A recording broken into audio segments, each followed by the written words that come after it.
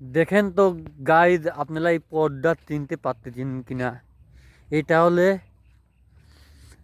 আমার ফজর কাকার প্রদেশ ছিল। বহুত দিন হয়তো আসেনি এইদিকে, আসেনি এই জন্য আপনার সবাই জানেন আমার ফজল কাকা অনেক মেলা আগেই তা মারা গেছে। তাও 1 বছর হয়েছে, তাও না হলেও 1 বছর হয়েছে, কিন্তু এই প্রদেশে আসা হয় না। এই ফজল কাকার এই প্রদেশে ফজল কাকার স্মৃতি লুকিয়ে আছে। এই জন্য আমি এখানে আসলাম। আসার পরে আপনাদেরকে ভিডিওটা দেখাবো।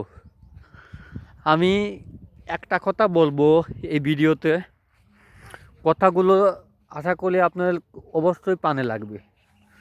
অনেক সময় যখন ফজল কাকা বেঁচে ছিল, তখন হয়তো অনেক মানুষই কি ভালোবেসে গেছে, যেমন কি আমাদেরকে ভালোবাসাতে বিভিন্ন লোকে। আমি আমার দিক দিয়ে আপনাকে বলতেছি, আমি আমার বাপ দেখুন ফজল কাকালে ওইখানে গরু কাটতে যেত, তখন গরুর কাটতে দেওয়ার পরে গোস্ত তো উল্টে দিয়ে দিত, আবার টাকাও দিতে।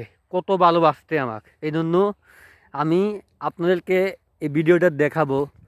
এই ফজল কাকার স্মৃতি এইখানে লুকিয়ে আছে, আপনারা দেখতে পাচ্ছেন অনেকেই। এবং বিভিন্ন লোককে দেখা যাচ্ছে সাহায্য করতে, অন্য লোকের বিপদে ঝাঁপিয়ে গেছে, বিপদ আপদ নিজেই করেতে। দেখা যাচ্ছে অন্য লোকের শালির মনে করলেন মারামারি লাগলে ফজল কাকা যায়, মনে করলেন শালির বিতাল করে মানুষকে ছাড়া আনতে আর কি। বিভিন্ন দিক দিয়েই মানুষকে সুযোগ সুবিধা দিয়েছে, কিন্তু আমরা এই স্মৃতিটা হয়তো ধরে রাখার জন্য এই ভিডিওটা করা। যাই হোক না কেন, আপনারা দেখতেছেন পদেরটা বড় ছিল, আরও আছে। তবে আমার এখানে আসা হয় না, হঠাৎই এখানে এসে মনে হলে কি এই ভিডিওটা করাটা উচিত, কারণ দেখানোটা উচিত। আপনারা দেখতে পাচ্ছেন কি সুন্দর প্রজেক্ট। এই প্রজেক্টে কত মাছ ছালতো আমার ফজল কাকা। হয়তো এই চিঠিটা ধরে রাখার জন্য এই ভিডিওটা করা।